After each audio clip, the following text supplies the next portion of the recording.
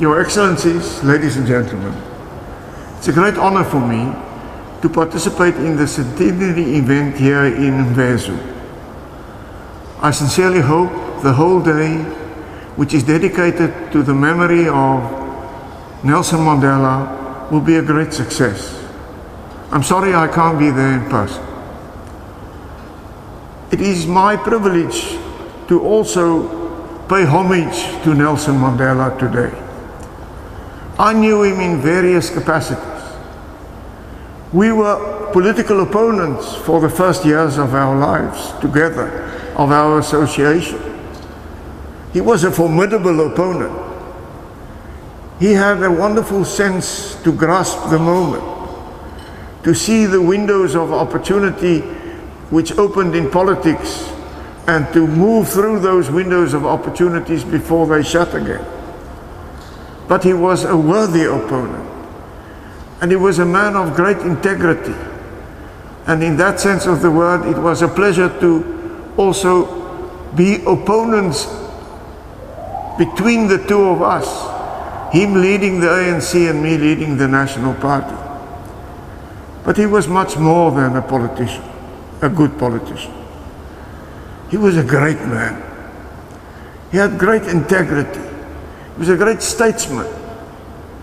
The way in which he dedicated himself to reconciliation is an example for all of us until today.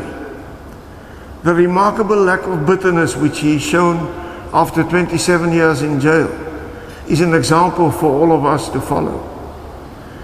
He was one of the co-writers and a leading figure in providing South Africa with one of the best constitutions of the world. I pay homage to the statesman, Nelson Mandela. I also pay homage to Nelson Mandela, the man. He was such a warm man with such a great sense of humanity.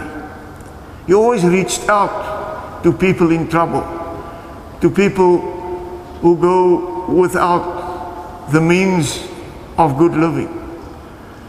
He was a child lover, and he was a father to the nation in all senses of the word. He had a great sense of humor. I remember at my 70th birthday, he said although he was 18 years older than me, that he was actually the same age, because while I was working hard, he was resting on a little island outside Cape Town. What a wonderful sense of humor. In our later days, we became friends. From the beginning there was mutual respect, but the friendship came because we worked together so closely for such a long time.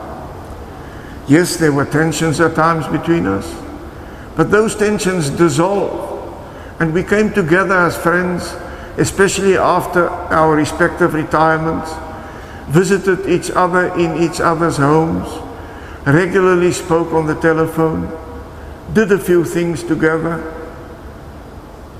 Today, with sadness in my heart, I think of his death 5 years ago, but with great appreciation in my heart, I think back of one of the greatest South Africans that ever walked on the ground, on the land of South Africa.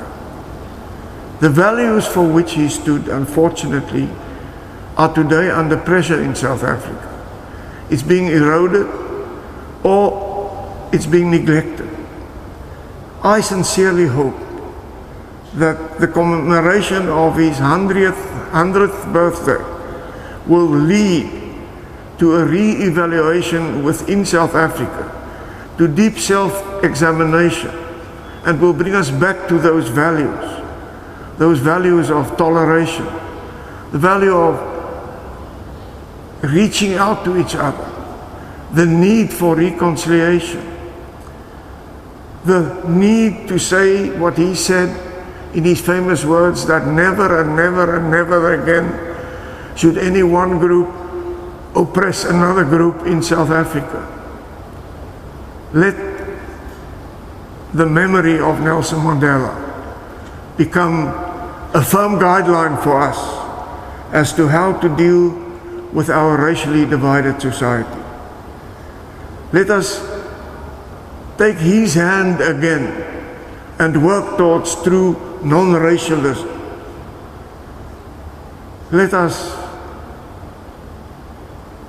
take his hand again and build a future which offers prosperity, tranquility, happiness and fulfillment to all South Africans and especially to our youth. Thank you.